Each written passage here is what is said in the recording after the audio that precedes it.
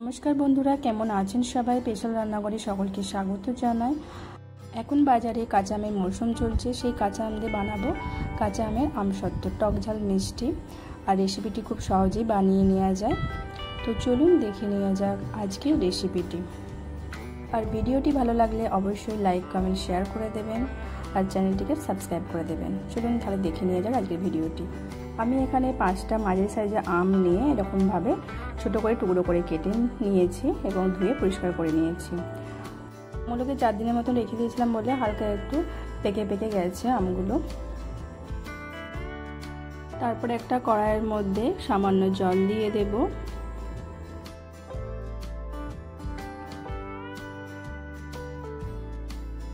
তারপর ওই জলের মধ্যে কেটে রাখা আমের টুকরোগুলোকে দিয়ে দেব।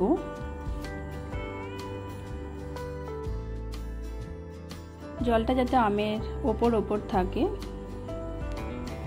ঢাকা দিয়ে 10 থেকে 15 মিনিটের মতন আমটাকে সেদ্ধ করে নেব।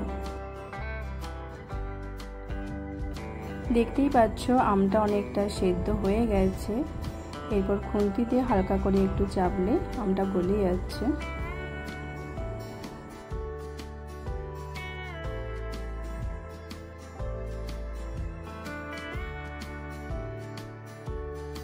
আমি একটা স্টিলের গ্লাস নিয়ে আমটাকে আরো ভালোভাবে চেপে গলিয়ে নেব।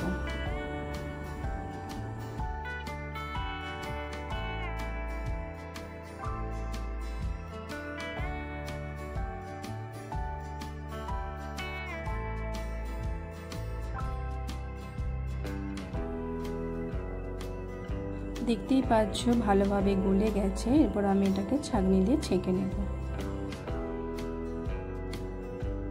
আমি ভালোভাবে আমটাকে ছেঁকে নিয়েছি, একদম স্মুথ হয়ে গেছে। এরপর ওই কড়াইয়ের মধ্যে আমটাকে দিয়ে দেব।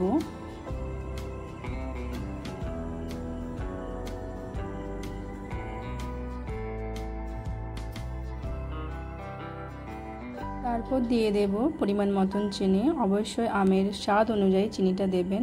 আমটা টক কি মিষ্টি সেই অনুযায়ী চিনির পরিমাণটা দেবেন। দিয়ে চিনিটাকে ভালো করে আমি মিশিয়ে নেব।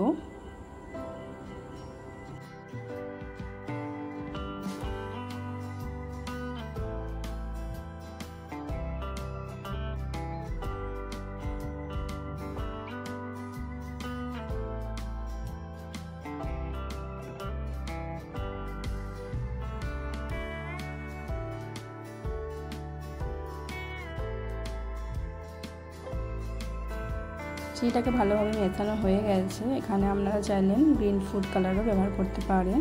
তো আমি এখানে ফুড কালারটা ব্যবহার করছি না, আপনারা চাইলেন ব্যবহার করতে পারেন। তো এরপর এর মধ্যে দিয়ে দেব গোলমরিচের গুঁড়ো আর চিলি ফ্লেক্স। ঝালটা অবশ্যই আপনারা আপনাদের স্বাদ অনুযায়ী দেবেন। দিয়ে সব কিছু ভালো করে আমি মিশিয়ে নেব।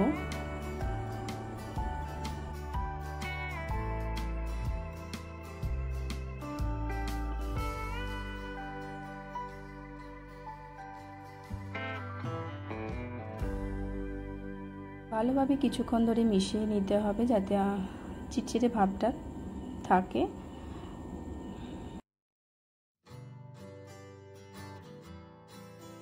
পরে একটা স্টিলের থালা নিয়ে নিয়েছি। এই স্টিলের থালার উপরে অল্প একটু সামান্য সরিষার তেল দেব। দিয়ে সরিষার তেলটাকে ভালো করে স্টিলের থালার উপরে লাগিয়ে নিতে হবে।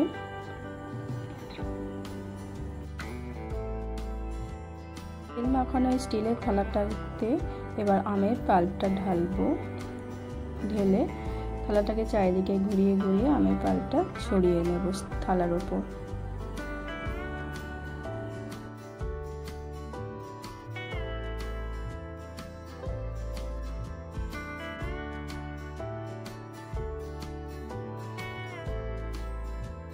দেখতেই পাচ্ছ থালার উপর আমি এভাবে ছড়িয়ে নিয়েছি।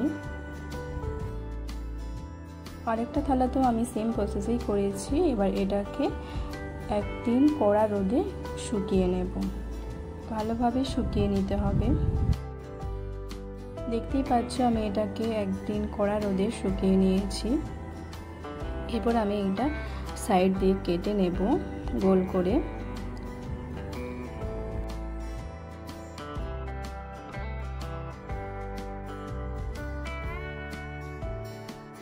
দেখতেই পাচ্ছ লেয়ারটা ঠিক কতটা ভালোভাবে জমে গেছে, দেখতেও খুব গ্লেজি হয়েছে। তো এটাকে কেটে নেব। আমি এইভাবে ছুরির সাহায্যে লম্বা লম্বা করে কেটে নিচ্ছি।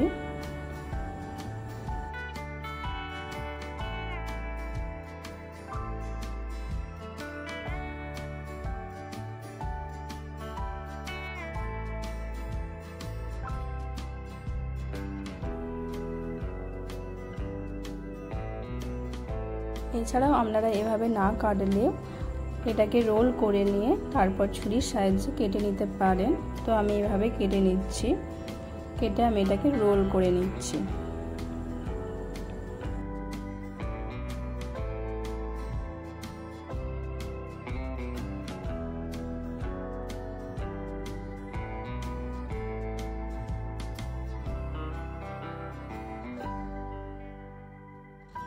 দেখতেই পাচ্ছ আমি এইভাবে ছোট ছোট করে রোল করে নিচ্ছি। আপনারা চাইলে সাইজটা বড় করে এইভাবে রোল করে নিতে পারেন।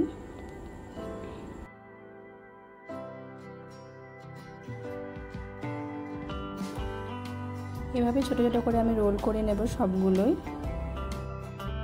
এই রেসিপি যদি আপনাদের ভালো লেগে থাকে অবশ্যই বাড়িতে ট্রাই করে দেখবেন, আর কেমন হয়েছে অবশ্যই কমেন্ট করে জানাবেন। আর রেসিপিটি যদি ভালো লেগে থাকে অবশ্যই লাইক শেয়ার করে দেবেন, আর প্লিজ চ্যানেলটিকে সাবস্ক্রাইব করে দেবেন। ভালো থাকবেন, ধন্যবাদ।